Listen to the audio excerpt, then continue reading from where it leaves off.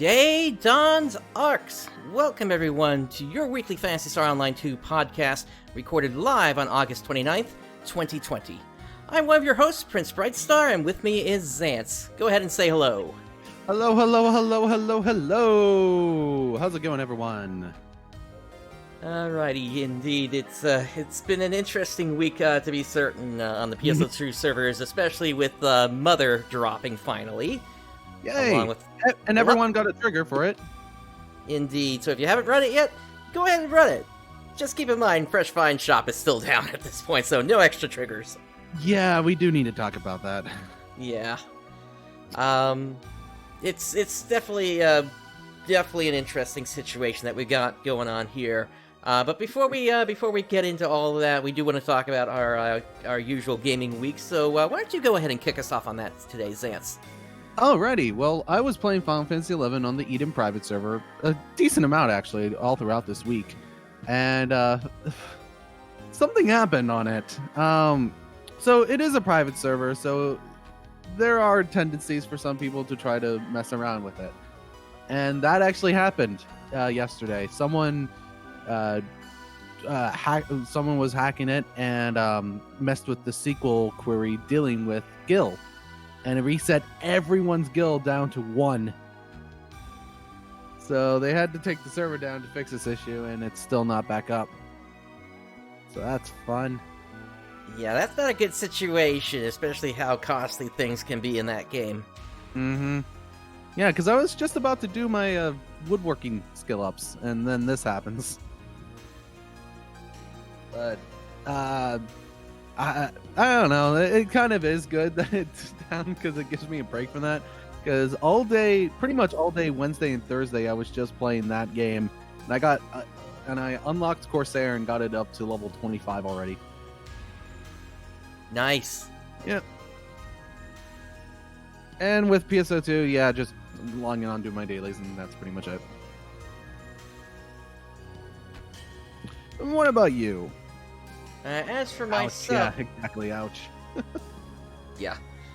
As for myself, I ended up doing a little bit of Final Fantasy XIV, getting some weekly tombstones done. But the other thing I did this week is I also backed a project on Kickstarter. It's been the first project I've backed on there in quite some time, especially after how things ended up with Mighty Number 9. Yeah. Although we did see success with some other stuff. Through Bloodstained. Mm-hmm. Yep. So I'm hoping that we're going to see success with this one as well. I backed the Eden Chronicle, which is basically being developed by the minds behind the Suikoden series. Suikoden, yes. I've played Suikoden 2. I never played the first game, though. So I never really was that big into it, so that's why I personally didn't back it. I think the only project that I've backed on Kickstarter is the Nekopara OVA. I'm not joking. And how did that girls? How did that one come out? Pretty good. The OVA is really good, and it became much of a success that it got its own anime. Gotcha. Mm-hmm. But yeah, that's going to be coming out in 2022. And at this point, I think the timer has run out on any new backers for that. So, yep. But yeah, I went into the digital beta tier. So nice. We'll see how things turn out. Maybe you could share those files with me then. It's probably gonna be tied to my Steam account. Maybe, but if it's not, then. We'll see. But yeah, that was my gaming week. So with that out of the way, why don't we move into our big topic for today? That being that we have some news regarding Phantasy Star Online 2 New Genesis here. Yes, this news actually just dropped yesterday. So yep, fresh news right off the presses. Yep, exactly. Greeting ARKS, thank you for playing Phantasy Star Online 2. We are pleased to announce that we've received a lot of positive responses and questions about Phantasy Star Online 2 New Genesis, here and after PSO2 NGS, since its announcement on Friday, July 24th, 2020. We've taken a closer look at the questions players have asked about character sharing between PSO2 and PSO2 NGS in response to the follow-up trailer and articles on the official website. And we prepared a Q&A with all the details we can provide at this time. So, let's... So, I will read the questions, you will read the answer. Sounds good. So, alrighty. First question. How does the system allow you to move between the worlds of PSO2 and PSO2 NGS using the same account? The worlds of PSO2 and PSO2 NGS will coexist in a single game. And, if I may say, I freaking called it! I knew it! I knew that this was gonna happen like this. I don't know how I knew, but I knew that this was exactly how it was gonna play out. Lucky guess, I guess, right? Yeah, I guess. I guess. Yes. We're all guessing here. That's it. After logging into the game, we plan to have a feature similar to the current PSO2 block movement feature, which allows players to move between each world. Which, Now, to me...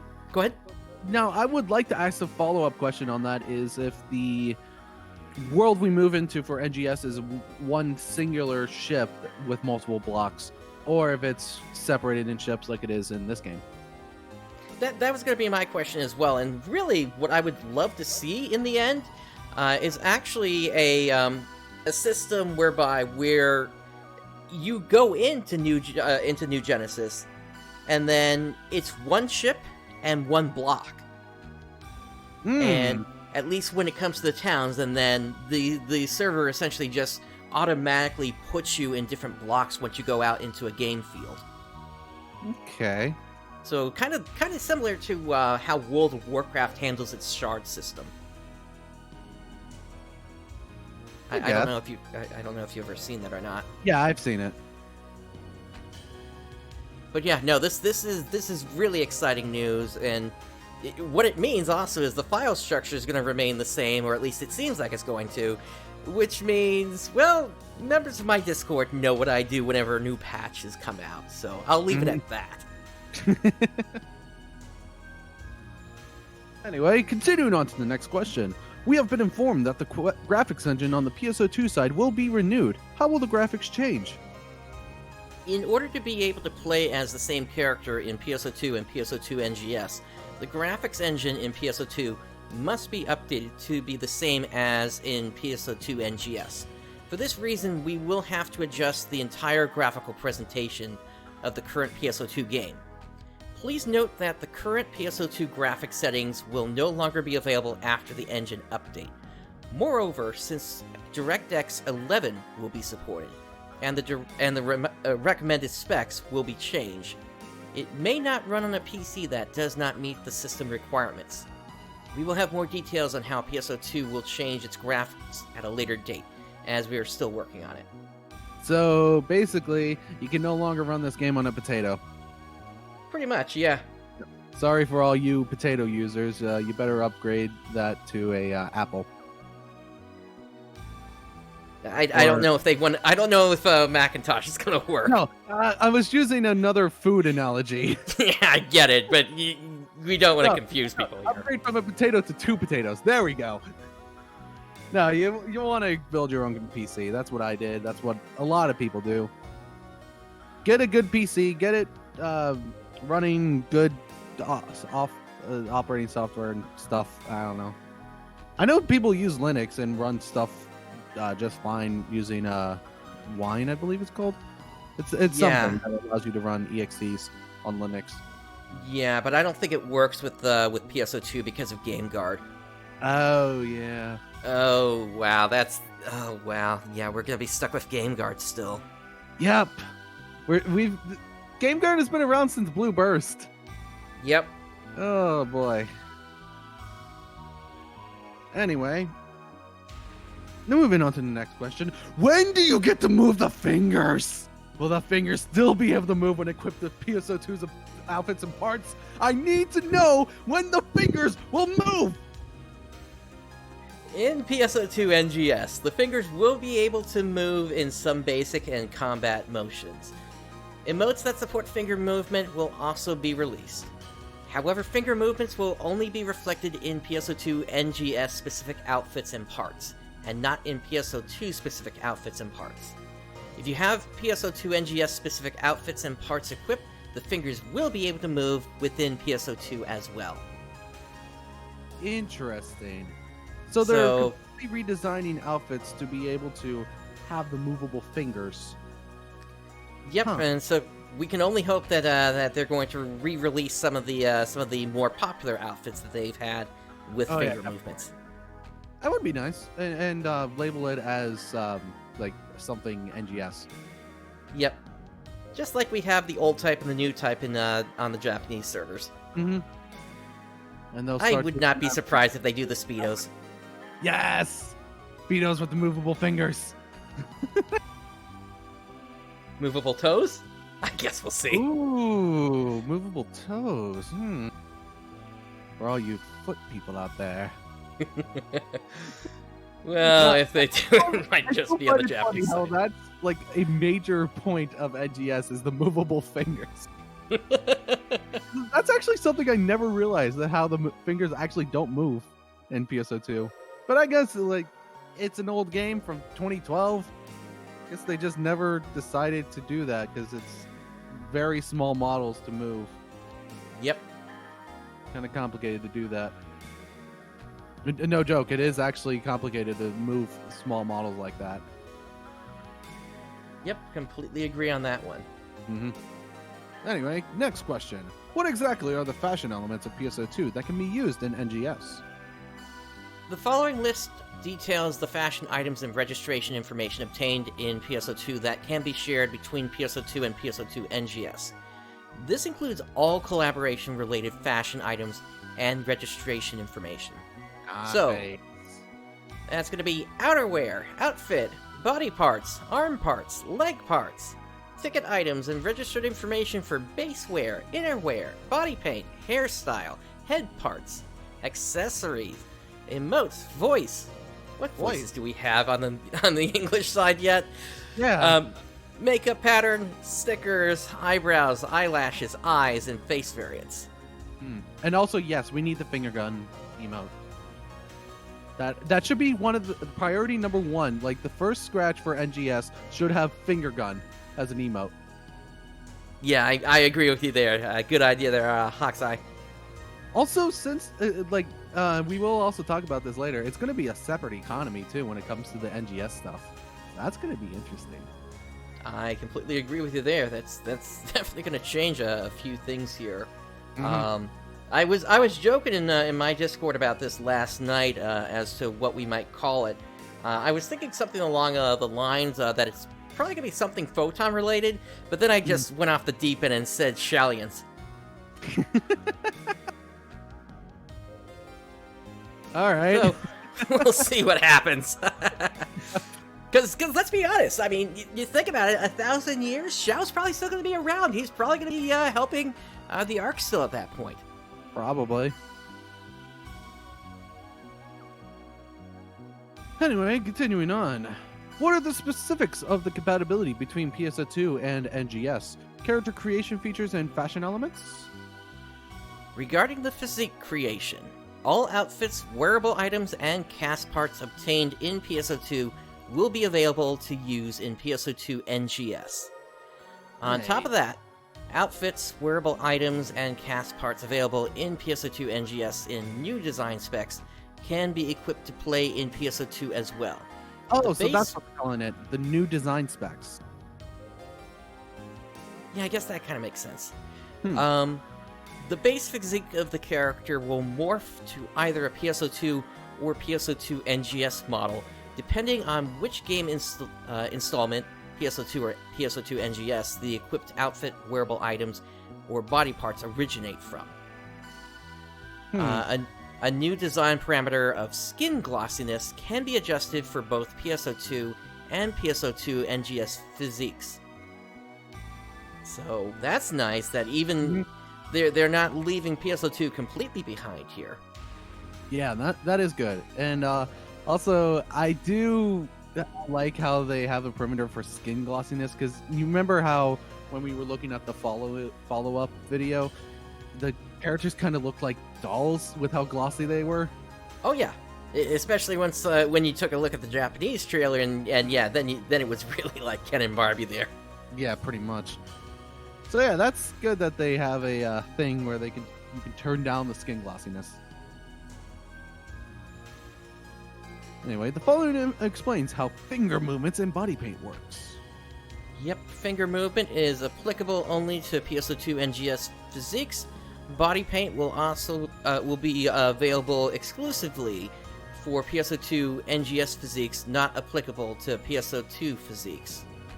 Also, body paint that are designed with PSO2 specifications cannot be used on PSO2 NGS physiques. So it's basically what it's coming down to is you're going to have either a PSO2 base character or a PSO2 NGS base character, and then things are going to stack on top of that, essentially. For face variants and hairstyles, face variants and hairstyles of PSO2 are available to use in character customization in PSO2 NGS as they are. Moreover, face variants and hairstyles that are designed for PSO2 NGS will be added. Those face variants and hairstyles that are designed in PSO2 NGS specs are better in graphics with expanded customization options compared to those in PSO2. Face variants of PSO2 NGS are still applicable even when the character's physique is based on outfits, parts, and wearable items from PSO2, and vice versa. Also, hairstyles of PSO2 NGS can be used for face variants of PSO2. The same applies... Go ahead. Oh, that's interesting. So you can use hairstyles or face variants from PSO2 or from NGS in each other. That's actually pretty cool. Yeah, that seems to be one of the few things where you kind of mix and match here. So the same applies the other way around. However, pupil, eyebrows, and makeup patterns will be exclusively available as new design features for face variants in PSO2 NGS, and therefore not applicable to face variants of PSO2. In the same manner, pupils, eyebrows, eyelashes, and makeup patterns of PSO2 are not applicable to face variants of PSO2 NGS. So it's not everything, it's mostly just the hairstyles. Pretty much. Where is my bald hairstyle already? I know you want it. I don't know where it is. Let's move on to outfits and wearable items in PSO2 NGS. Compared to outfits and wearable items in PSO2, those of PSO2 NGS are better in graphics, and the character's fingers move when equipped. When equipped with PSO2 outfits and wearable items, their fingers do not move. So, you're going to see a lot more people equip NGS outfits, I would call it right now, except for the more popular ones for PSO2. Yep. I have to wonder, are they going to redo the Rappy suit? Probably. Redo the Rappy suits and their little feather hands will move? Yes. Yep. Let's see. Regardless of the face variant options selected, outfits and wearable items from both PSO2 and PSO2 NGS are available to equip. Nonetheless, wearable items from PSO2 and PSO2 NGS cannot be equipped together at the same time. Oh. So if you have an outfit from PSO2 NGS, then the only accessories you can have... Oh wait, hold on. We're going into accessories here. Yep, we were just about to get to that. Okay. So basically, when it comes to cast parts, you can only have, like, if you have a body from NGS, you can't have legs and arms from O2. Yep, exactly. Those in PSO2 NGS are better in graphics, and the character's fingers move when an arm part is equipped. When equipped with PSO2 cast parts, fingers do not move. Regardless of head part option selected, arm, body, leg parts from both PSO2 and PSO2 NGS are available to equip. Nonetheless, arm, body, and leg parts from PSO2 and PSO2 NGS cannot be equipped together at the same time. So they are separate. Okay. Yep. And then as for accessories, all accessories obtained in PSO2 are available to use in PSO2 NGS. Also, new accessories available to obtain in PSO2 NGS will have more expanded customizability than accessories of PSO2. Regardless of face variant, hairstyle, head part, equip outfit, wearable item, arm, body, leg part, options selected, accessories from both worlds can be used. Oh, that's nice. So you can Yep. use any kind of accessory. Awesome. Pretty much, yeah. And I think I think Go on. when we were looking at the trailer, I think it counted up that you were going to be able to equip 6 accessories now. Yeah, I believe so, which is really good. Just those 2 extra accessory slots is just excellent. Would be better if they could bring it up to 8, but 6 is a good start. Yeah, definitely. Anyway, next question. What happens to the duration and expansion of content that was redeemed with AC/SG items in PSO2? The duration of Premium Set will be effective and shared in both PSO2 NGS and PSO2. So we're probably looking at another experience, or really a tri-boost effect over there. Yeah. There are also some exclusive features available in PSO2 NGS while the pass is active.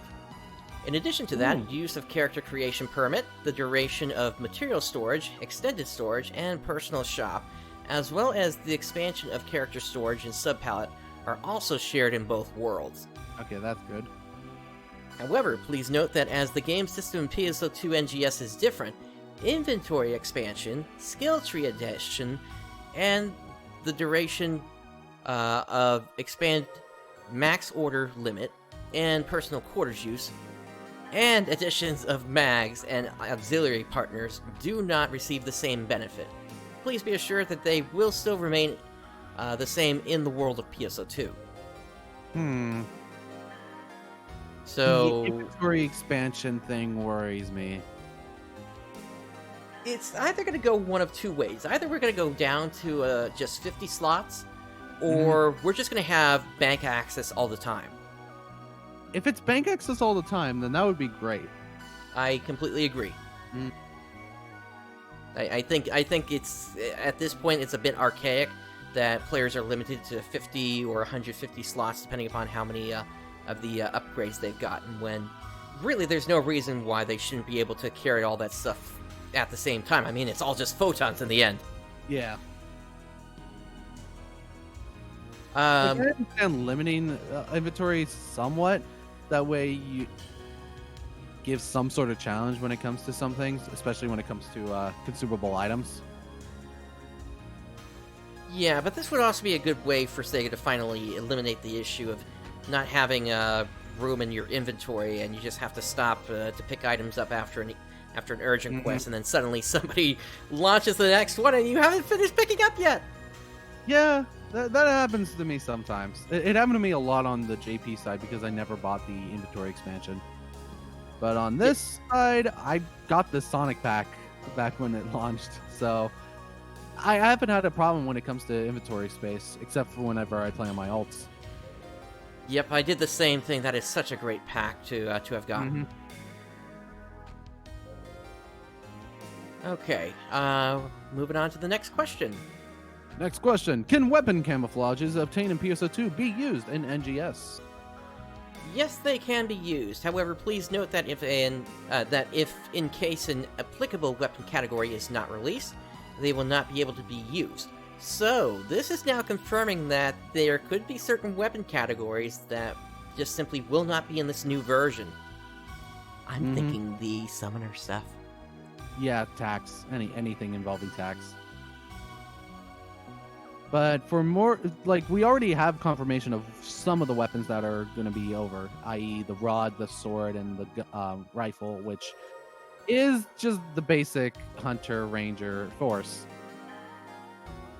Yep. And we'll see what other classes we get in the future beyond that, I guess. Yeah, because I don't know if any of the successor classes will be available right away in NGS. Probably not. Rip Hero again. Rip it 12. And oh yeah, it's we still need to get that. We don't even know if there's going to be subclassing in this game. Oh yeah, that is true. There's still a lot of information we don't know yet. Yep. and especially how leveling's going to work. Honestly, I would prefer if leveling isn't super quick and it actually took some time to do. Oh yeah, I would love it if the game is actually more like the original PSO, to be honest. If, Yeah, that would be good. I mean, I'm hoping that the way that they're going to do this expansive world is it's not going to be time gated or anything like that. So they're just going to have a lot of the stuff developed. So you'll have like your typical level 1 to maybe 50 or 60, maybe even up to 100. It still takes you a long time to get there. Yeah. But it feels more like a traditional MMO at that point in terms of how long the leveling process takes. And then and like taking the original PSO for example, you can get into Ultimate with remember how goofy finger guns from PSU? I actually don't remember that. Come on. I remember him. Okay. But yeah, when it came to PSO, you can get into Ultimate starting at level 80. Although it really wasn't recommended to do Ultimate right at 80, it was more so get to like level 100 first before going into Ultimate. But even then, like from 80 to 200, you had Ultimate, and that was it. Yep. And you could get a lot of the good stuff very early on in Ultimate, but never be able to equip it until you got a lot more levels. And leveling took a while. Exactly. Like, best in slot shield for every class is the red ring. You can't equip that red ring until you're level 180.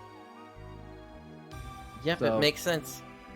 But you can get that red ring as soon as you hit level 80. So it's something that you can work towards to being able to equip if you get it early. Yep, it's really going to be a question of how they're going to handle endgame with New Genesis.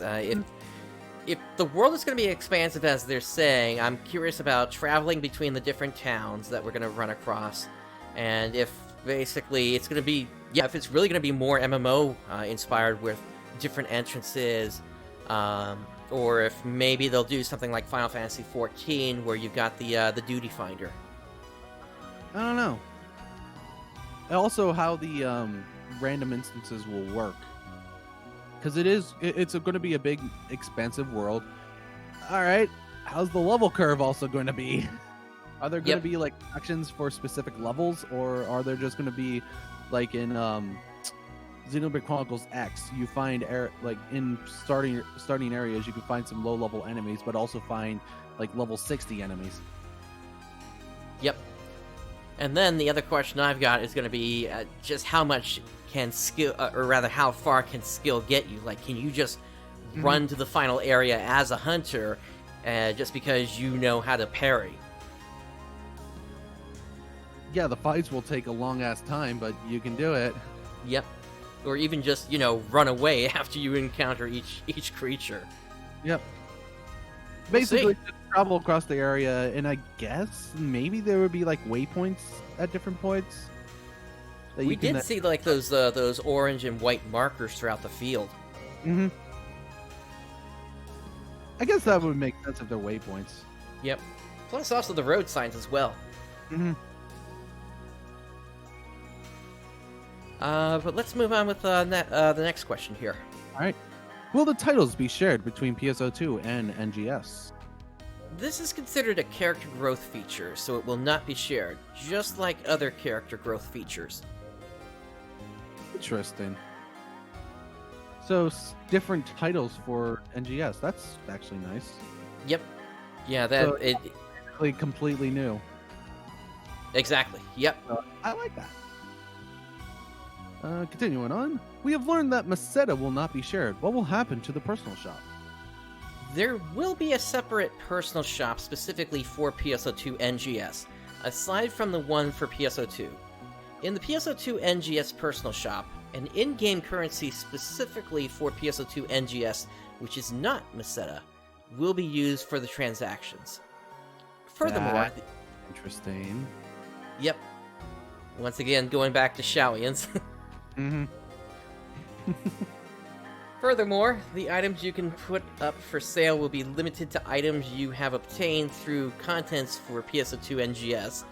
The duration of putting up an item to sale to the personal shop will be shared between PSO2 and PSO2 NGS. So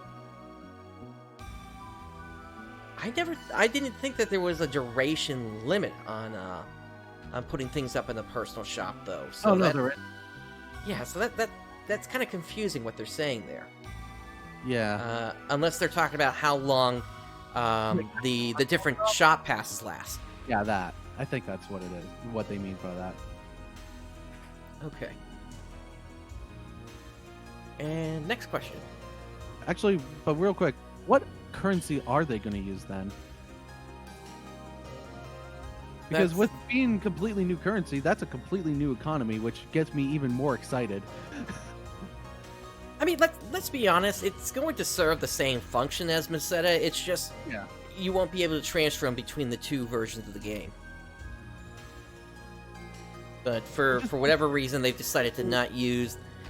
They've decided not to call it Meseta 2. Yeah. If Meseta's so great, why is there no Meseta 2?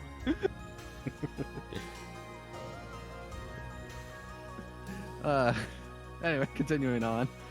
Will the item pack be shared between PSO2 and PSO2 NGS? You will own separate inventory between PSO2 and PSO2 NGS, and information about expansions will not be shared. As an additional note, the inventory of PSO2 can only store items that can be used in PSO2. The inventory for PSO2 NGS can only store items that can be used for PSO2 NGS. So yeah, they are completely separate. Yep. Yeah, so we'll see how the bank functions between both versions, I guess. I just hope that I don't have to buy inventory expansions for NGS again. Yeah, and thinking for NGS. Thinking about this is odd though, because okay, so maybe we're not going to be putting our banks on our back then, because then how would you be able to transfer like your outfits and your camos and things like that over to NGS then? If it's not. Well, it's separate inventories, but not separate banks. Separate storages. So, because the next question is, will the storage for PSO2 and NGS be shared? All storage information, including expansions, but excluding the Alliance storage and Meseta storage, will be shared, and you will be able to stock and take out items obtained from both PSO2 and PSO NGS. Well, there you go. So the storages are shared, but the inventories are not. And that makes sense. So yeah, basically you're just going to have to throw whatever you want to transfer over into the bank first, and then take it out on the other side. Yep. Alrighty. Continuing on, will partners, friends, avatars, and auxiliaries be shared between PSO2 and NGS? The partners, friend avatars, auxiliary function does not exist in PSO2 NGS, so they will not be shared. So you can't just have AI partners. Interesting. You might be able to, it just might be a different form of them. Maybe. Maybe we'll get the... Wait, what were you going to say? Maybe we'll get the partner machines back from PSU. I don't know, maybe. Anyway, continuing, will friend information be shared between PSO2 and NGS? Yes, it will be shared. You will also be able to exchange mails across PSO2 and PSO2 NGS. The blacklist will also be shared. Good. Although all those RMT bots will probably just make new accounts anyway, so... I'm kind of curious how they're going to handle this, the start of all this in the end, because I'm wondering if they're going to require completion of certain story elements before you can actually get into New Genesis. I don't know. We'll see. Because I do plan on eventually finishing all the stories, so... It won't affect me regardless. And I know it's not going to affect you because you've also been doing all the story. Yep. Next question. Will Alliance information be shared between PSO2 and NGS? Yes, it will be shared. You will also be able to communicate through Alliance chat across PSO2 and PSO2 NGS. However, the Alliance quarters exists only on the PSO2 world, as well as the Alliance tree and Alliance storage. So, this is sounding like either there's going to be something brand new for Alliances in New Genesis, or there's not going to be any sort of, like, Alliance housing. No, an Alliance house that's just like regular player houses where you can custom, like, put it furniture down, customize it, make it more unique to your Alliance. If they could do something like that, that would be amazing. I completely agree. Because Final Fantasy XIV does that. Yep. Also, speaking of Final Fantasy XIV, they're adding more wards. So housing people, if you don't have a house now, hey, 4 more wards in each of the housing districts. There you go. Yep, I need to get 10 million gil in a hurry. Yep. I already have a house, so I'm fine. Next question is, will Alliance information be shared between... Oh, wait, no. I already said that. Will the symbol arts be shared between PSO2 and NGS? Yes, it will be shared. You will also be able to create new ones. Good. All right. Will you be able to chat between PSO2 and NGS? You will be able to whisper chat, Alliance chat, and group chat across PSO2 and PSO2 NGS. Chats function other than above, which includes but not limited to voice chats, is limited to players within the same area/block, which is the same as PSO2. Say again? Which makes sense. Yep. It would be kind of cool if it was like distance-based, though. So how far away you are from another player, if you're talking through voice chat, is how loud you're going to sound to them. That would be pretty cool. Anyway, thus you will not be able to communicate across PSO2 and PSO2 NGS. And then they have a note here, the information described within this page is under development. The contents and function detailed in this article could be updated without any prior notice. Which is typical for any game. Say again? We need to keep an eye on it, huh? Oh yeah, definitely. Alrighty. Make sure you have that page pinned then. Either this page, or I would say they would probably put out another article if there's further updates on it. Probably. But although, yeah, they're probably just going to update that page. I guess they might, yeah. Worst case scenario, I'll just go ahead and drop it in right now. Yep. So, alrighty. That took a while there to go through. Yeah. Well, we're already at 35 minutes for the show today. But hey, right. That's a lot of information. Like, that's the kind of stuff that we wanted. Good information. Yeah, the community really wanted to get this information a long time ago, that's for certain. So, hopefully we're not going to see any more forum posts about, can this get carried over and things like that. Or this, or this, or this, or this, or this. Yes, the amount of forum posts on NGS questions is numerous. Yep. But that's all the new NGS information that we have. Obviously, more will probably be added in the future once more information comes out. So, with that, let's finally continue on from this. Indeed. We got some current stuff we got to talk about here in PSO2. Starting off with some campaigns. So, get free star gems. Yay! Always good. So, starting today and going until the 4th of September, log in each day to get a 10 star gem ticket, and then log in at least 5 of those days, and you will get an additional 3 of the 10 star gem tickets. Yay! So, free 100 star gems if you log in enough. Yep. And make sure you do your weekly PvP stuff, so you have the weekly star gems from that. Yep, and your casino stuff. Yep. The casino's drought is such. SG drought is no more, so I have no problems with the SG scratch now. In fact, I was able to easily get the 90-day material storage. Compared to previous, I struggled getting the amount of SG to get the 90-day one. Yep, and we might as well bring that up now here, actually. There was a tweet that was sent out by the Phantasy Star Online 2 global team here, saying that, attention ARKS, thank you for your feedback regarding the SG Scratch Ticket Fallen Heroes. In addition to the various new ways to obtain Star Gems introduced in Episode 4, we are extending the availability of this collection to December 1st, 2021. Yeah. So that is going to be around for a long time, which to me seems like they're just going to let all the Star Gem scratches build up and just keep them available until next year.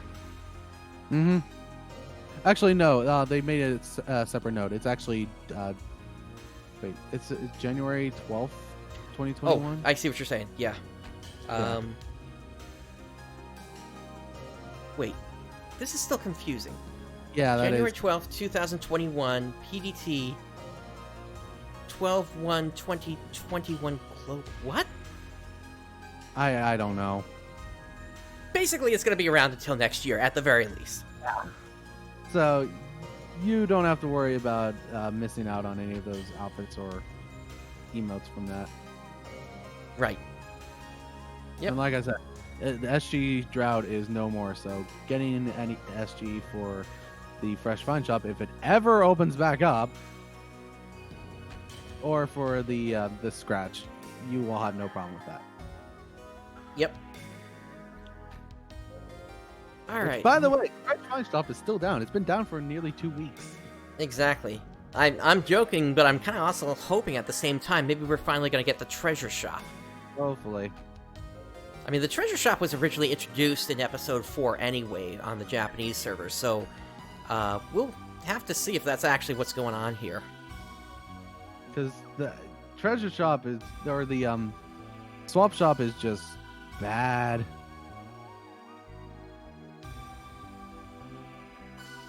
Is that European date, swapping month day? Oh, yes, it is. That is European date, swapping month day. So, yeah. That is Okay. 12th, 2021. Yeah, that makes sense then. Okay. That was actually, okay, that's actually a really good clarification they made there then. We just didn't understand how to interpret it. Oh well. Okay. Moving back. Say again? Because we're stupid Americans. Hey, our system's as good as theirs. It's just swapped. But no, we're still stupid Americans. Anyway, back onto the current news. Indeed. So, there was a quest trigger distribution this week here, and that was for the Phantasm Matriarch, aka Eska Mother, aka Mother Brain. Hey! I am so glad that they kept that line in there. Good. Because if you haven't played through this yet, if you've played the other games in this series, you're going to hear a very familiar music theme in there. The Place of Death. Yes. So yeah, as long as you had a character created before the last maintenance, you got this trigger as soon as the reset happened on Wednesday, and I used my trigger immediately, and I have yet to find any 13 stars, unfortunately, let alone a 14 star. Which I believe 14 stars are dropping from there. Yep, it's supposed to be the Spread Needle and one other, I think. Mm-hmm. God, the Spread Needle is so stupidly good. Yep. If you play a ranger, you're basically set until episode 6 at that point. Yeah, pretty much. And even then, you would just keep it. Not only is the Spread Needle like one of the best ranger weapons in PSO, it's also one of the best weapons in O2.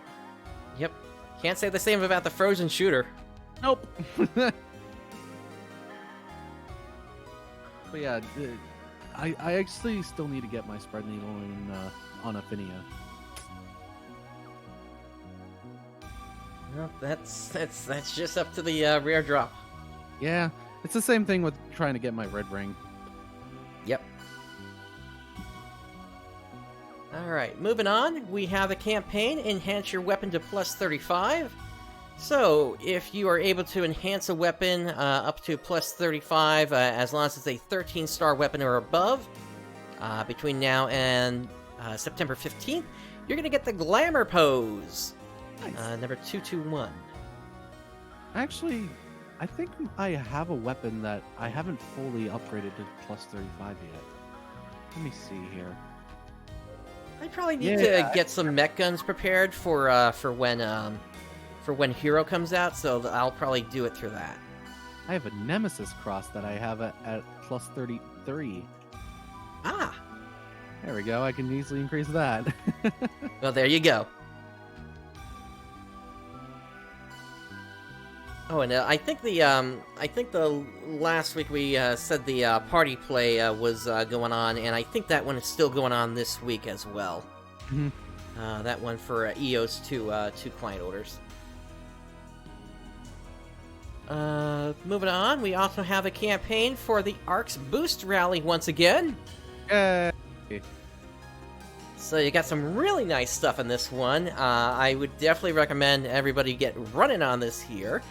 Aside from the typical boost of 150% experience and rare drop rate, your featured rewards from this one is the Lilidrum mag device, the Liberté weapon camo, and this is how you collect your Rising Weapon Badge 3s. Mm-hmm. Pretty So big. once again, go ahead. Pretty big. Yep. With the Rising Weapon Badge 3s, let's see here. So you got some pretty the Hamura set for 13-star weapons, and yeah, it's just that you just get 13-star weapons. Yep, but the other important thing is you can down convert those back to Rising Weapon 2 as well. So if for some reason you never picked up your 12-star units, you can convert those and get those units now. Yep. So easy Circ Ray units. Yep. And definitely hang on to those, because those will eventually upgrade into the Union Rays. Mm-hmm. Yeah, once Zig decides to want to update those kind of things. Yep. Now this whole thing has information on how this whole thing works, but basically, put it this way, the missions that you can run for this one are going to be the Underground Shafts, the Abandoned Mine, and the Dragon Altar. You want to run 3 sets of those, 2 sets on Super Hard, 1 set on Very Hard, and that will max everything out. Just make sure you do all 3 in a set before doing a second of any of them, otherwise it's not going to count. Because it adds up once you run all 3 of them. Yep. What I usually like to do is do ABC. So you start with Underground Shafts, then do Abandoned Mine, then do Dragon Altar. Yep. Yep, and as long as you do 2 super hard and 1 very hard, or you could do 3 super hards if you want to. You'll max yourself out at 150% very quickly there. I'm already there.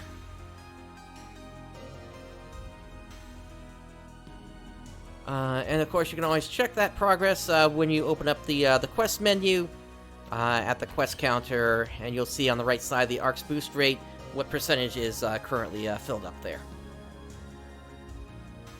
And you want to do these because you also get SG tickets. Indeed. So, clear the Advanced Directive Underground Shaft 3 times to get a 20-star gem ticket. Do it for the Abandoned Mine 3 times, get a 20-star gem ticket. And the Dragon Altar 3 times for another 20-star gem ticket. And you must complete these... and these requirements must be completed between this week and September 9th. So this is going to go into next week as well, it looks like. And then we also had a login bonus. Everyone got 10 advanced capsules of all of them. Yep, A, B, C, D, E, F. G, H, I, J, K, L, M, N, O, P. Wouldn't that be fun if we had extra hard advanced quests? That would have been interesting. I wonder why they never did that. I don't know.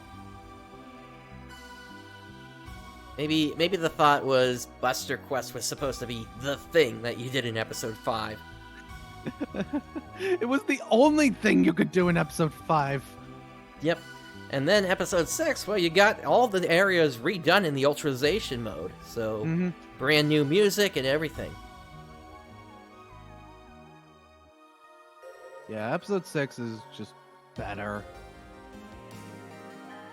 And I will be complaining about episode 5 once that's on NA. Oh, trust me, I will be ripping into it. Yep. While playing all the content.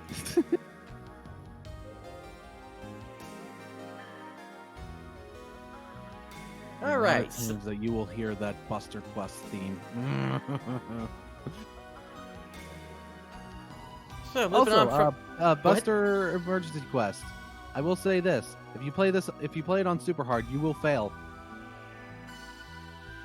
Just saying. But even if you do it on super hard, super hard or extra hard? Super hard. Because extra hard, you needed to be 80-80. Good point. Yeah. Yep. So yeah, I will say this: if you do the Buster Quest or Buster Emergency Quest or Urgent Quest on super hard, you will fail. Every single time I ever did it on JP on super hard, I always failed. Gotcha. Yeah, it's because damage is just not there. I don't think I ever tried it on super hard. I was always that high enough level that I could just go into extra hard. Granted, sometimes you would fail on extra hard even. But part of the reason why I decided to go with heroes because you didn't need to level a subclass. Yep, that makes sense. Well, purely because it can't equip the subclass. It's too broken. Or exactly. it was really broken back then. That's why, like, when level cap raised to 85, it raised for every class except for hero. Exactly, yeah. So things were so unbalanced back then. Yeah, unbalanced is an understatement.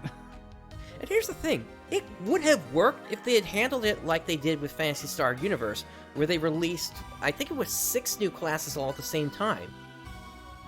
Oh, like Acrotecher and stuff like that? Well, not Acrotecher. Well, was Acrotecher in there? No, I don't think so. I think it was... What was it? It was 40 Fighter, 40 Techer, 40 Gunner, and then you had War Techer, Gun Techer, and then there was one other, Phi Gunner.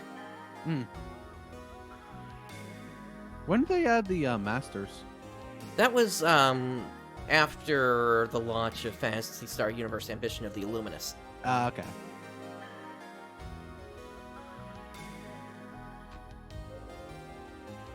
But yeah, it's the fact that everything was centralized into this single class, and the fact that it was basically the only path really forward is kind of what ruined that. If the idea was instead they dropped multiple classes at the same time and they were seen as progression above and beyond what the old classes had done, it would have ended up as a much better situation there. Pretty much, like, after you got the 3 classes to 75 to unlock Hero, once you got Hero, that was all you needed. Hero was just that busted. Well, that plus you needed a plus 35 weapon, that was a 13-star, and then you also needed all 12-star units equipped as well, I think. Yeah, in order to increase their level cap. Yep. Anyway, moving on. I remember doing those level cap quests. They were annoying. Yep. Because you had to have a 13-star plus grinded up to plus 35 for the weapon of the class you're playing as. Or that of the class that you want to increase the level cap of. Yeah, that is true. I think I did via a sword, a rifle, and a talus, if I'm being honest. But then if, like, you wanted to increase bouncer, nope, you needed to do a dual sword or jet boots. Thankfully, it's not something that North American players are going to have to deal with, since that's It's or at least I don't think they'll have to deal with it that way since Yeah. the game system has changed so much. Yep, it's been removed in JP except for the 30-40 cap for some goddamn reason. I don't know Yep. why that's still in JP. But yeah, I the don't level know. cap requirement for 75 and 80 have been removed on JP, so it's a lot easier to get to level cap nowadays. Not only on NA, but on JP as well. Yep.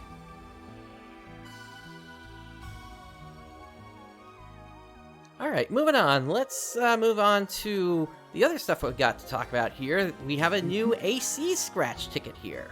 Oh, joy! So this one is called the Starkeeper.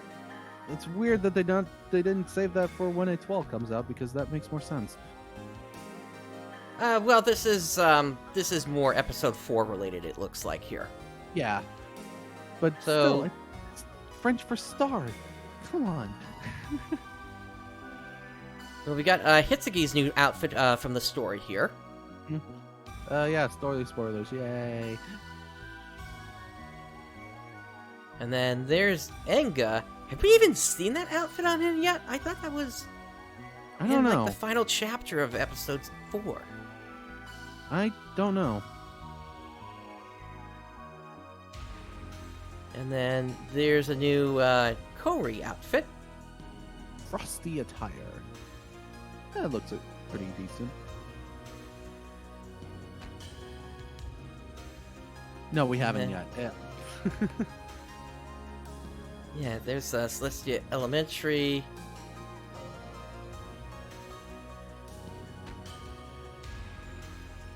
Interesting suspenders there. You got Calyx, you got Siren Wings, as well as a Oh. protective mask. The mask looks cool. Yep. And a couple of new dances here.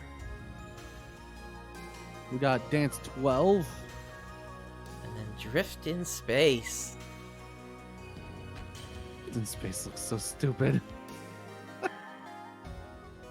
And then you got a new sitting emote. You just sit and wave. That's it. Yep. And there's yeah. also one other emote that they're not showing there. I don't know why they only show 3 of the 4 emotes that are in the scratch. So I don't weird. know. But yeah.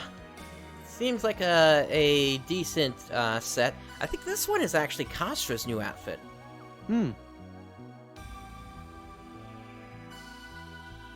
Yeah, because the one emote they're not showing is Pose 9. Right. And then Viola Flow. That looks like something Claris Clays is wearing, I think. Hmm. And there's the Muse Fro, which I think is supposed to go with the Siren Wings. Yep, definitely. Wait a minute. Is this supposed to be the outfit for Cosmic Twinkle Star? I wouldn't know. If it is, that's what one of Kuna's next songs is going to be. Oh, okay. Yep. Once again, here's your base wear. Got like a suit and skirt here. Show off maid dress. And then regal jacket, innerwear.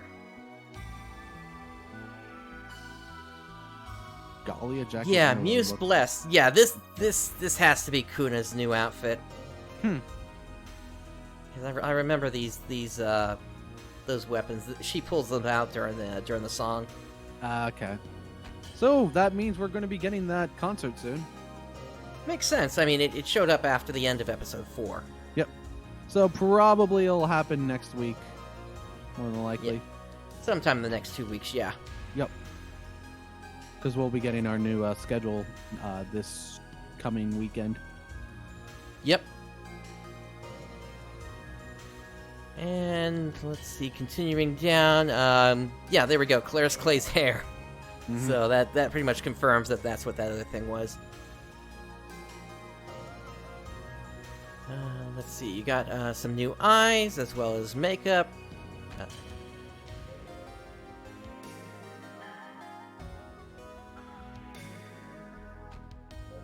we've also got Stubble Zodiac Beard, Killer.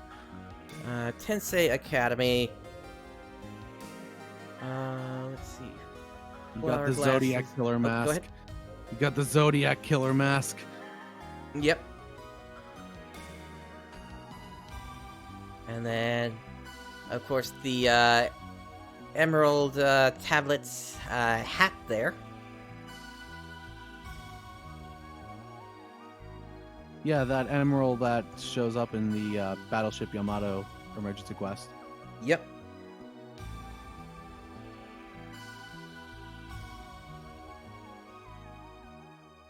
And let's see. And then there's that protective mask again. You've also got some leg protectors as well. Cat ear headphones. Yes. The most gamer thing you can wear. Yep. And Altarf evolution device. Kind of cute. And then, yeah, like you said, the Pose 9 is not in there. And then in terms of what you got for your scratch completion, you've got at 15 the Eski necklace. So that seems to be the mascot of Eska. Yep.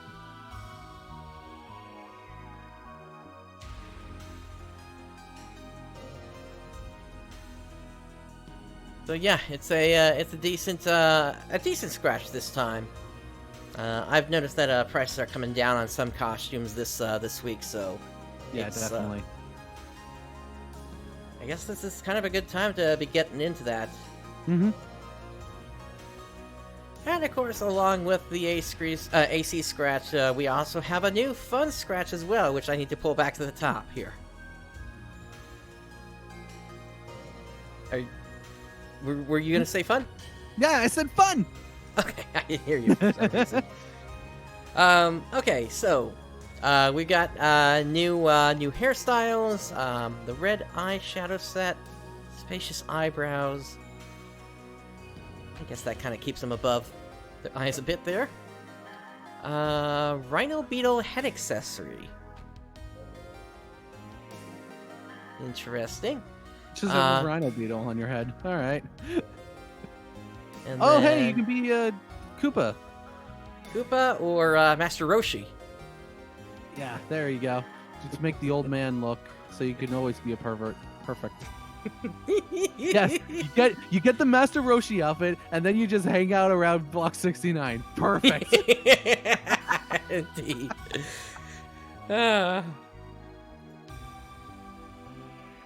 And you could also put a electric fan on your head for some reason. All right. Or a goldfish. What? What are some of these accessories? I don't know. I feel like some of these might have been from like a player contest or something. I don't know. They just seem so goofy. Yep. Anti-mosquito incense. Okay.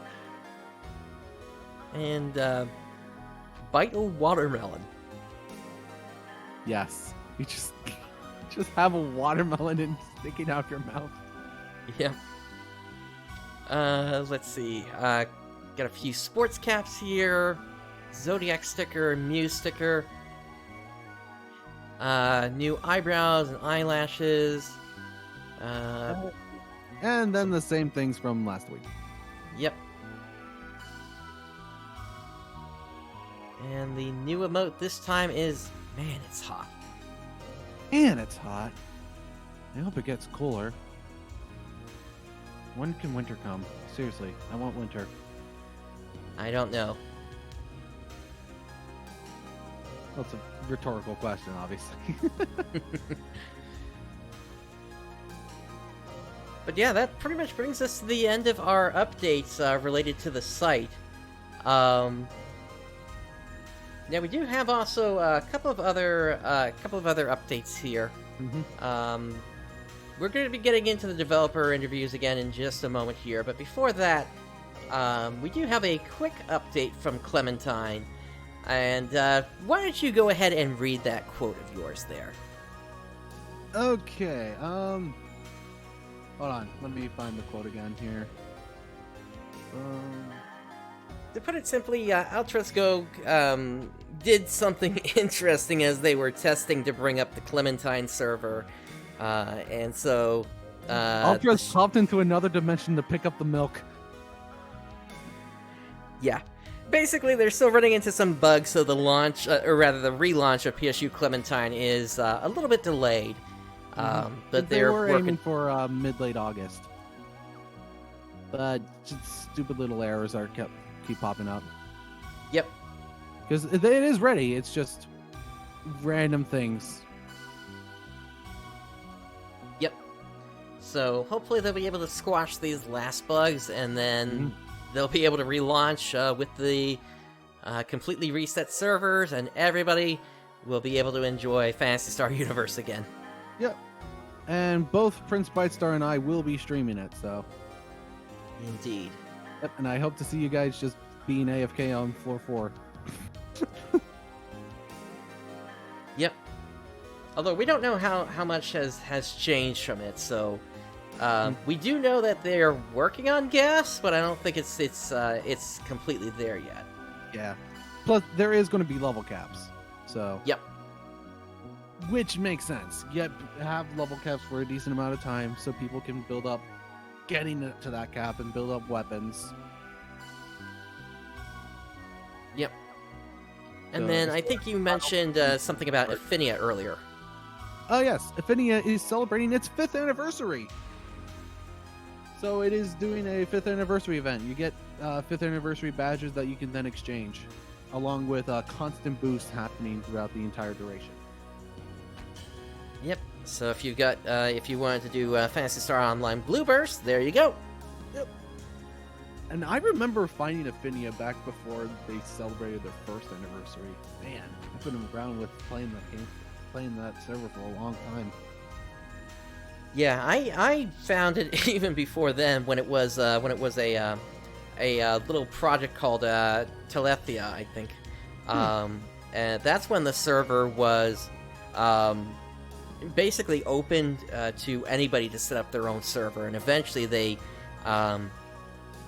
reversioned that software to then become the Affinia server, which you could no longer create your own server out of. Yeah. I still remember back then Ultima was like the bigger Blue Burst server to play on, but now barely anyone plays on Ultima. It's mostly just Affinia. They've got the better development team over there, that's for certain. Oh, definitely. And it's much more akin to the classic experience, just more improved. I.e., individual loot drops, no damage canceling, which damage canceling in the original PSO was so annoying. Yep. And also, you don't have to tag in order to get experience points. Yay. Mm-hmm. Makes me playing as a Humar so happy. Yep, you don't have to cast like Rough 4 to hit everything once. I know. It was either that or I used the pistol to hit everything.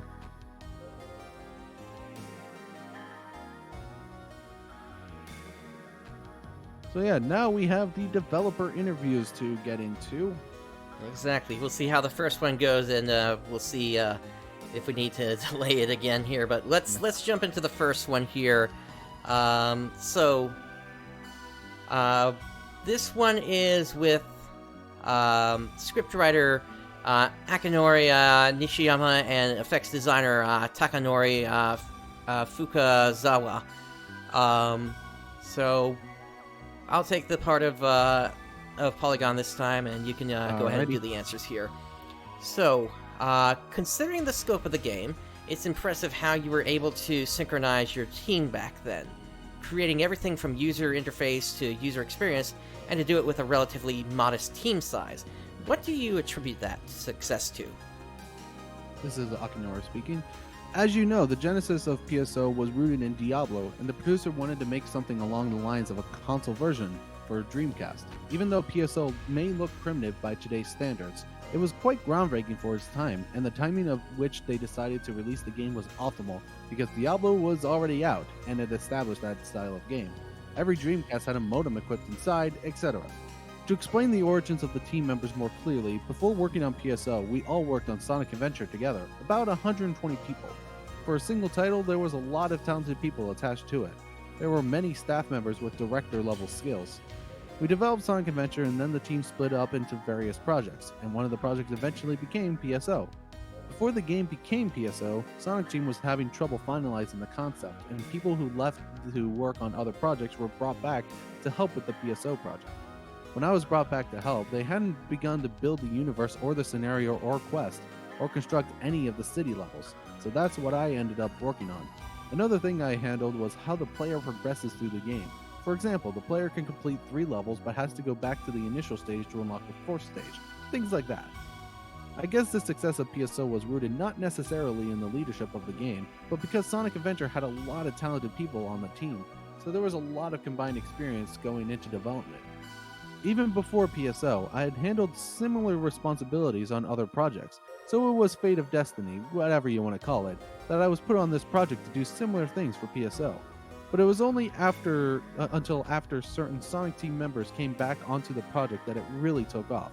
I wouldn't have said this back in the day, but it was luck that the various collective expertise that the game needed to succeed all converged on the project at the right time to bring the game together. So a lot of information in there, but it's definitely interesting hearing how all this came together here.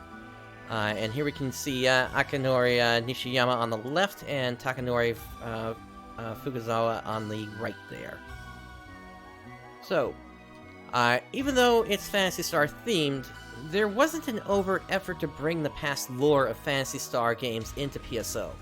The Phantasy Star series provided the background and world, but other than that, what were the guidelines for bringing elements over into PSO from the original series, and what were you told to ignore or leave out?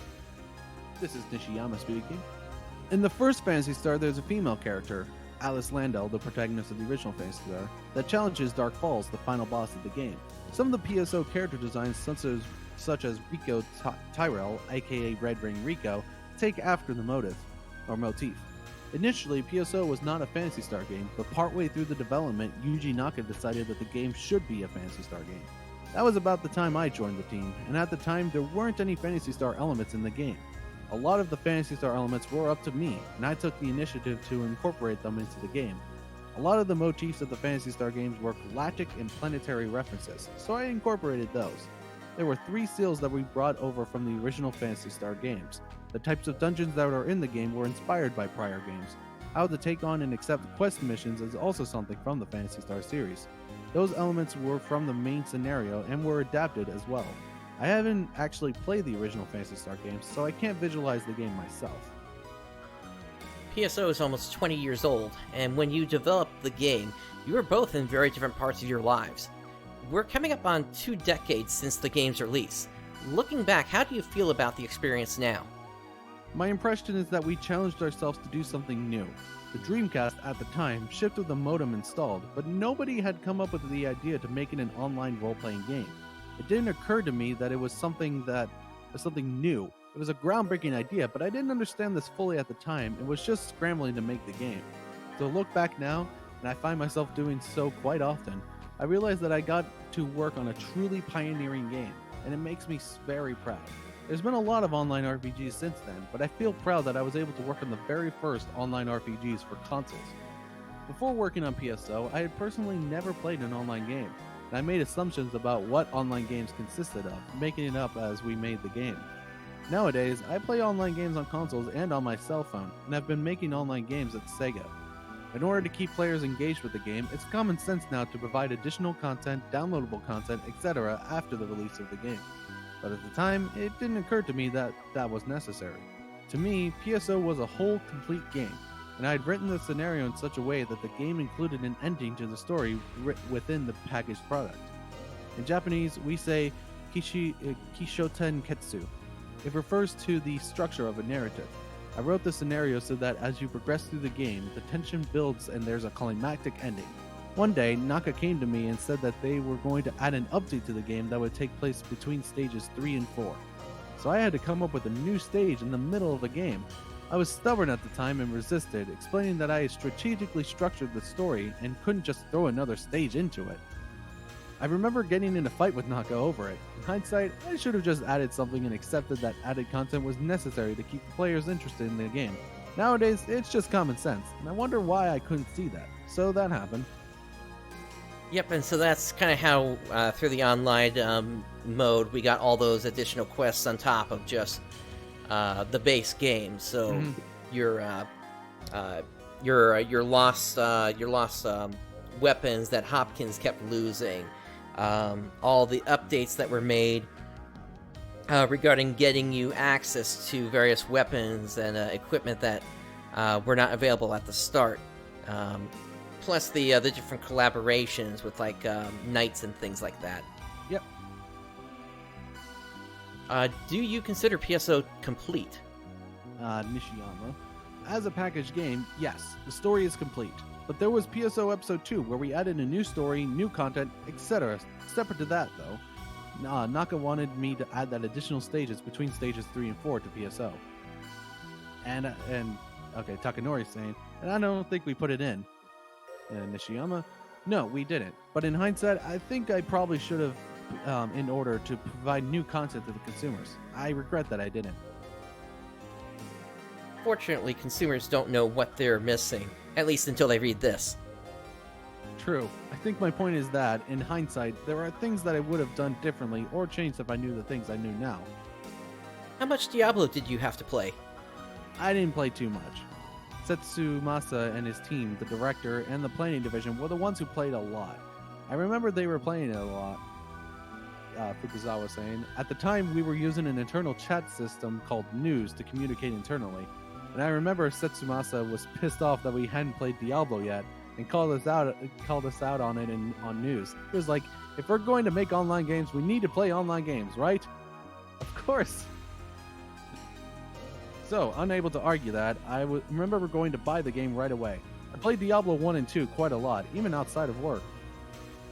Diablo 2 is significantly better than the first. What were the best parts of Diablo 2 that you liked the most from playing the game?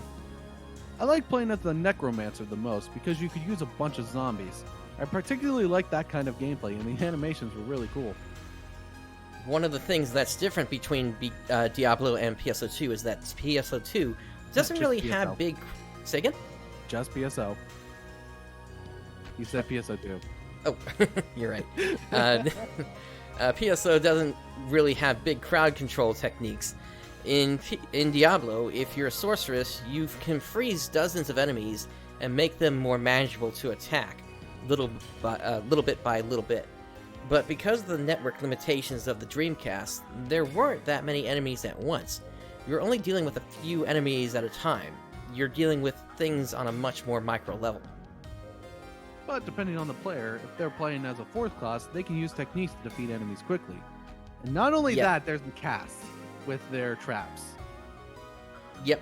Although traps didn't exist in the original release, keep in mind. Oh, really? Nope. Huh. I think that first came out with version 2. Okay, interesting. So casts were pretty awful in version 1. Got it. Yep. Yes, there's Gaibarta, the ice spell, and other elemental attacks. But since the number of enemies is more limited than in Diablo, you don't need a huge area of effect. This question is for Nishiyama. Did the team give you parameters to work around? Did they tell you they needed, say, 8 areas per quest, and each one had to last about half an hour, etc.? How did you go about shaping the narrative flow? Speaking. As I mentioned, I joined the team partway through development. When I joined the team, a lot of the game hadn't been finalized, but we did know that we wanted to make a Phantasy Star game, so we knew that the game would involve going to dungeons and cities, etc. So in crafting the scenario, we thought about what would motivate players to keep playing. Another thing that we were conscious of was that at the time, JRPGs were simplified to pressing a button and advancing through the game, and we realized that the JRPG style wouldn't work for an online game like PSO. So we wanted to figure out a gameplay system where people would use their specific abilities and their skills as players to progress through the game. We needed to come up with scenarios that commemorated commemorated and pushed players to want to undergo those challenges. So that's how the game's overall loop was decided. Now that I mention it, doesn't it sound like wizardry? It actually does in some ways. I still need to play Wizardry. I have it on my Steam account, and yet I haven't played it yet. Yeah, I need to look at doing that as well. PSO has a very different visual style and very different character design. Yeah, not the style, but the game structure is similar in that there's a single town and dungeons that you go to repeatedly. The old artwork, I recreated that not too long ago. Nice! Back to this here.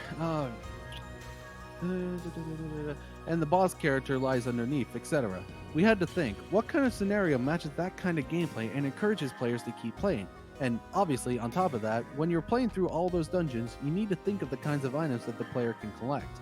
So we wanted to strike a balance between the scenario and gameplay. And being an online game, you want to be able to show off the weapons and characters to other players, like, hey, look what I have, my character's so strong, right? I think that was the main appeal of PSO. That's what the players enjoyed, and that's what I liked about PSO2. So I didn't want the scenario to block that aspect of the game. And yeah, whenever I go into a mission and I see someone with the red ring, oh, it makes me want to get that so much more. Yep, like you said, it's top tier armor. It's pretty much best in slot armor for, like, the best in slot for shield for every class. Yep. Alright, moving on. That said, some of the scenarios were deliberately ridiculous. Early in the game, you'd go up to a character who would give you a quest by saying, I'm really starving for this type of food that can only be found on this planet. Can you go get me that food? These quests could take a long time, too. How did you balance the ridiculous quests with the more serious quests? Fukuzawa was saying, yeah, we had a few of those ridiculous quests.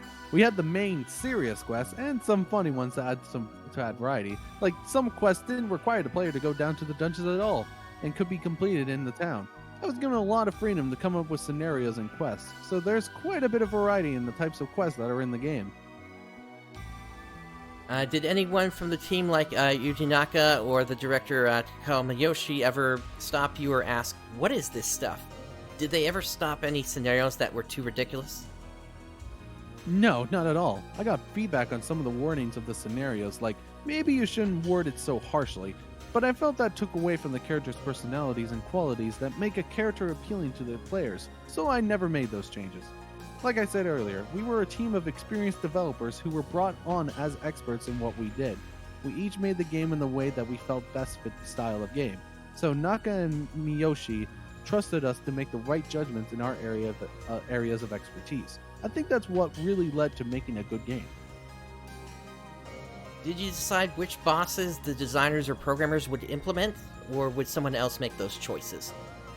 In terms of the bosses, I came up with the names of the boss characters, but it was up to the programmers to decide how the battles progressed or were fought. So something like the Pan-Arms, enemies who initially joined together as one, and then split up during battle, were things the programmers would design?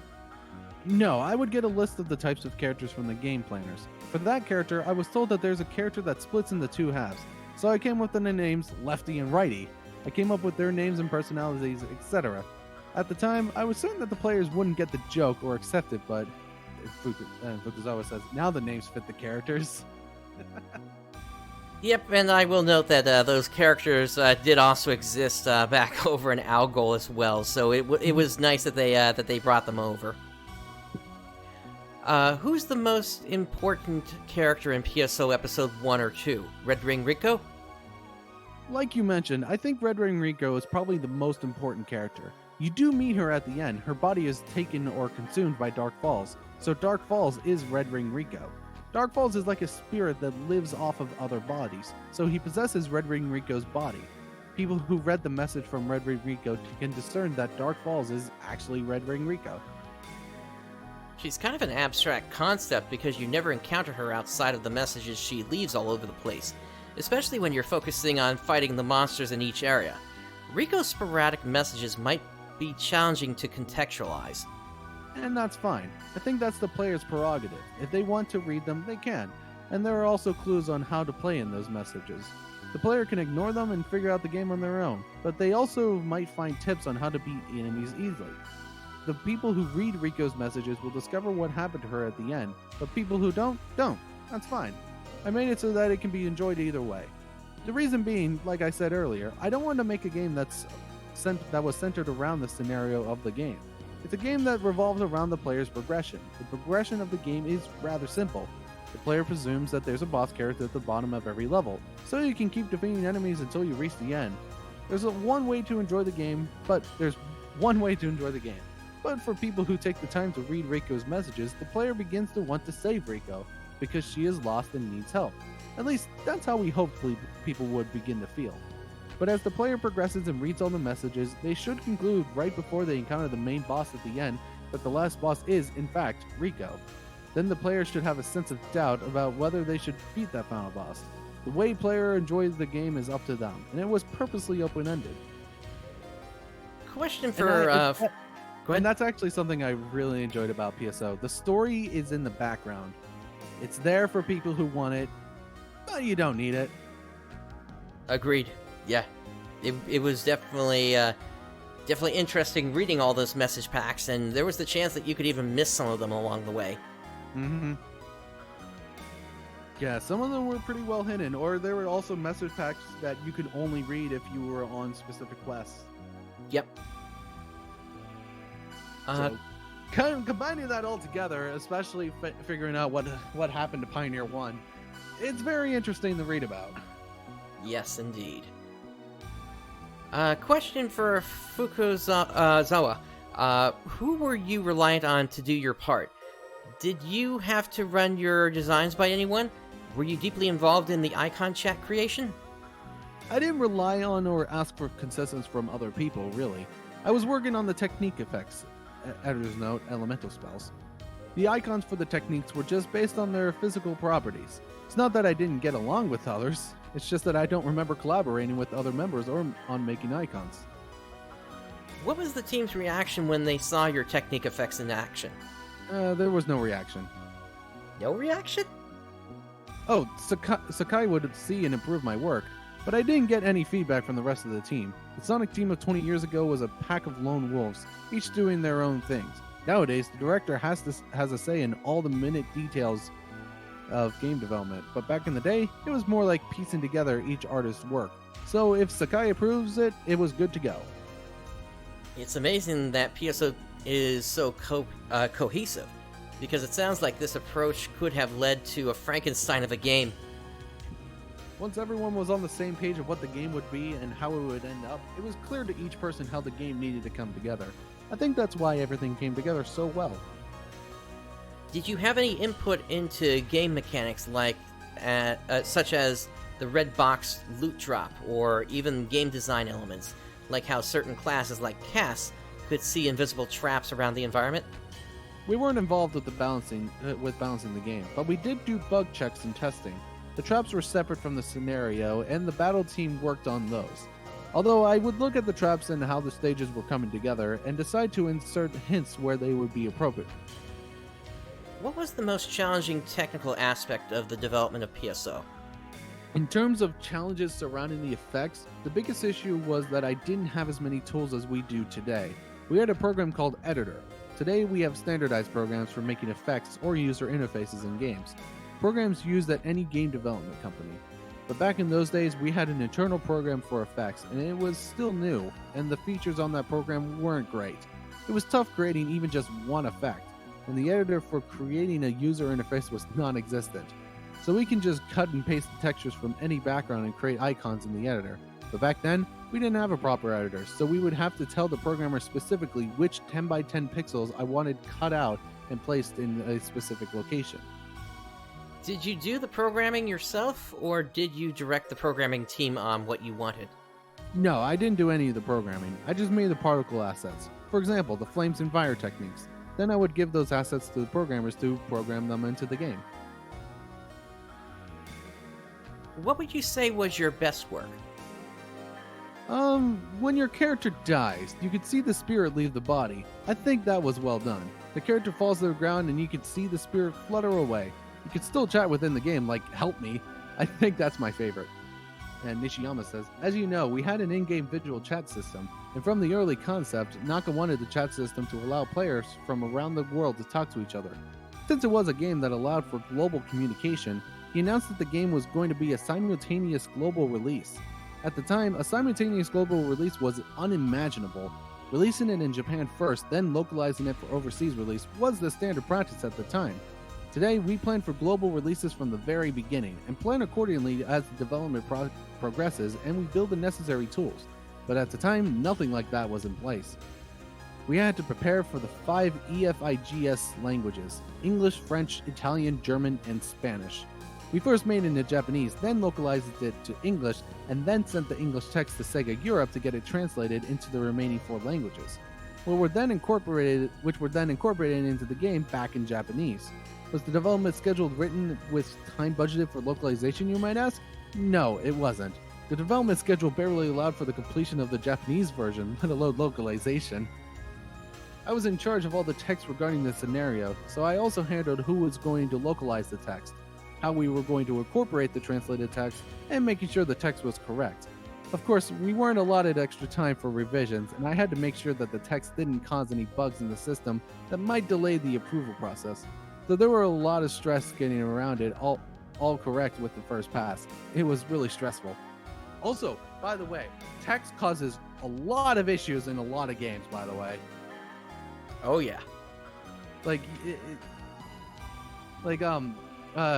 it comes to the English translation for Phantasy Star Portable 2 that or Infinity that people are working on, they got it all translated. It's just inserting the text into it gave so many issues because there's so many bugs that just came up from just changing the text from Japanese to English. Yep, and I know I've said it multiple times on here before, but Phantasy Star Nova, the English translation on that, even though the game can be translated, it's at a complete standstill in terms of developing the tools that are necessary to actually get that translated, because there's currently a character limit in the game that if you go beyond that, characters and words will start disappearing, essentially. And until that bug is fixed in the game, there's not going to be any kind of an English translation for that, unfortunately. Aside from just the shops and items. Only a partial translation at this point. Yep. And even then, it's like, I was looking at how that looked previously, and it was like, text was not centered in cutscenes and such. Yeah, I think it's probably going to always be at that standstill. Yeah. Sadly. Yeah, we need like a tri-ace hacker to come in to really help. Mm-hmm. That would be nice. Or someone from the Henkaku team. Yep. Or maybe even one of those guys that worked on the original translation for Star Ocean back on the SNES. Oh yeah, Super Famicom. Because didn't they also run into a similar issue? Well, they had the graphics decompression issue to get around. There was so much compression in that game that most emulators couldn't play it correctly at the time, so they had to first figure out how to get past that and get that implemented into different emulators before you could even work on it. And then there's the issue of getting it running on actual hardware. Yep. But that's something different. Yep. So let's, moving on. Do you have any opinion about the English localization of the script and how the story read in English? To be honest, I didn't have the luxury to worry about the quality of the localization. I didn't have the time to read and check the localized text for accuracy. One thing I can add is that German text is longer than the other languages. English is pretty short in comparison, but German text is long, and we had difficulty fitting the text within the text limitations. I am actually a big fan of Sherlock Holmes, and a lot of the text that I write in Japanese contains allusions to Sherlock Holmes, like Yellowface and Silver Blaze from Sherlock Holmes titles. But I don't know if those references got translated correctly into the localization, so I don't know if the players overseas saw that connection as well as Japanese players did. Ideally, I would have had the time to make sure those references were localized and presented in the game correctly. Is there an example you can point to? For example, there's a book called The Hound of the Baskervilles that I make reference to, and in the game it's written as the dog of Baskerville, or something like that. So there's enough there in the localization for me to make the connection, but I don't know if the people who localized the text understood the reference or were able to keep the homage intact. I mean, it's not like I care that much. It's not a huge deal, but just something I have wondered. Do you have any standout memories of the development process? Fukuzawa is responding here. Loads. There's a story that conveys the passion and commitment we saw from the players toward the game. It was our first online game, and we had issues where items would disappear.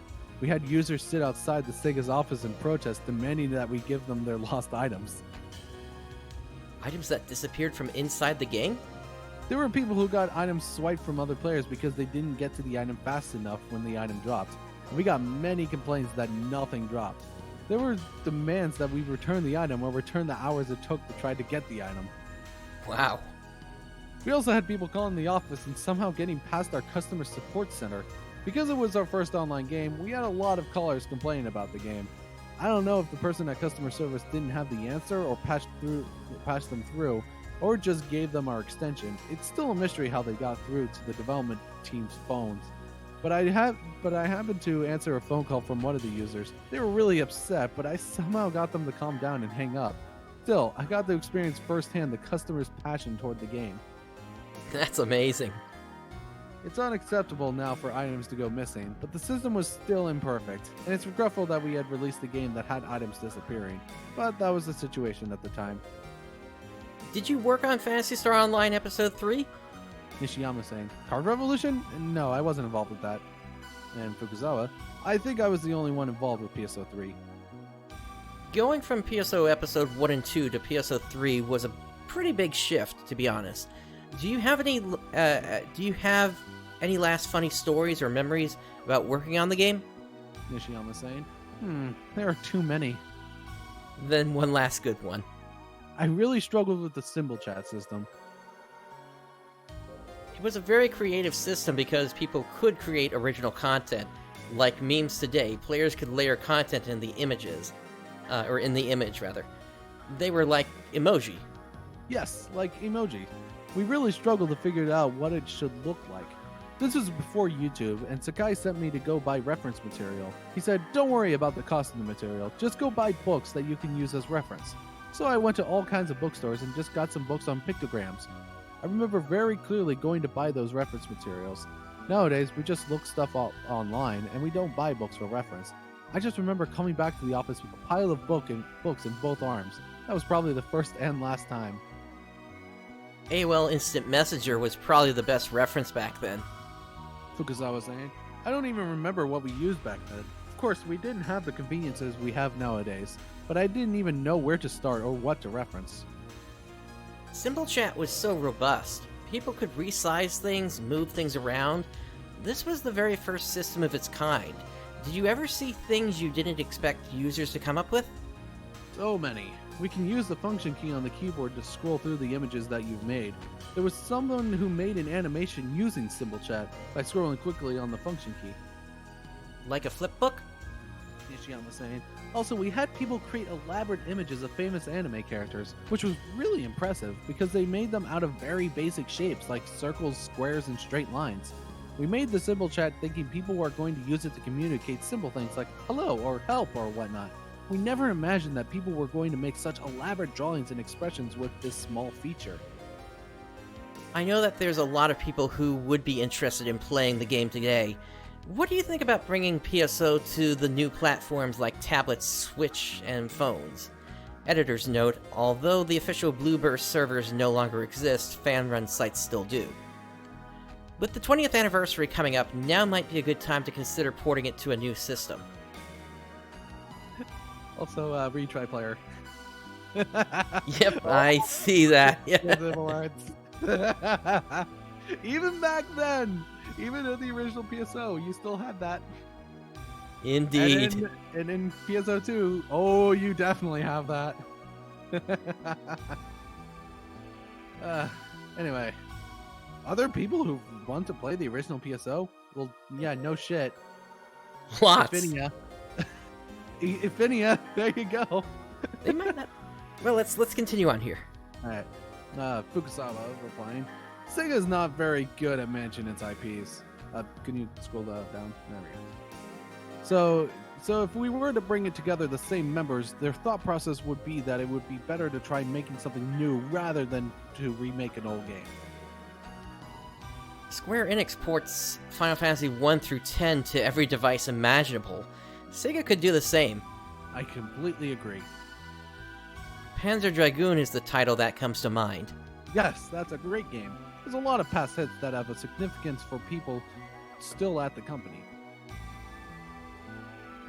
And on that note, yeah, there's a lot of games that a lot of people would still like to play nowadays.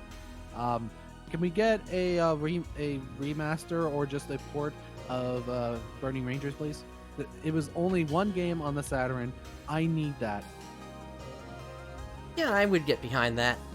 Yeah, I would say maybe awesome. Go ahead. More Burning Rangers. Burning Rangers and maybe a remake of Skies of Arcadia as well. That would be good, because that was only on the Dreamcast and GameCube. Yep. Remaster PSO, PSG, PSZ, and PSU. Wait, what's PSG? Phantasy Star Gaiden? Gaiden. It was a Game Gear game. Oh. And I guess also the Phantasy Star 2 text adventures. It's kind of interesting. Everything that's kind of in play with that. That's for certain. Yeah, I would agree. The DS definitely held Phantasy Star Zero back. Yeah. I wish that there had been a PC version of that as well. I still enjoy Zero though. So yeah, we're closing in at an hour 40 minutes now. So I swear we can only probably just do one of the developer interviews each week. It's exhausting talking through it all. Yeah, if it hadn't been for the new Genesis information that came out last night, then we probably would have been able to get this next one in as well here. Yeah, but the NGS information took us nearly 40 minutes. Exactly.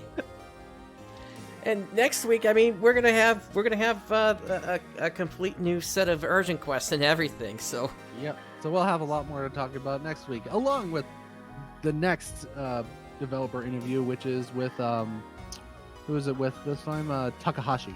Okay. Yep. As well as Satsuma and Miura. Yep. So yeah, we'll get to this one next week. And then actually the one after this is actually going to be the last one, so we'll finally be caught up just because there's nothing left in the series. Yeah, this is just... I'm glad that Polygon actually decided to do this. Make sure your booty is in the shape of a chair. Don't worry, I make sure to stretch every now and then. But yeah, was there anything else you wanted to bring up here today? Not that I can think about. I'm just hoping that Clementine is ready to be out soon. I hope so check as the well. announcements every day. Yeah, it's gonna be fun jumping back into that again. I think if I remember correctly, partner characters aren't going to be working correctly, but then again, most players are probably going to be hanging out in different lobbies, at least at the start. We'll have to see how far out they spread, or if they all end up at White Beast. Probably not, because I think they rebalanced the mission points on that one, actually. But yeah, so that brings us to the end of this episode. On behalf of Zance and myself, thank you for joining us today. Day has dawned. Have a great day, everyone. Done it.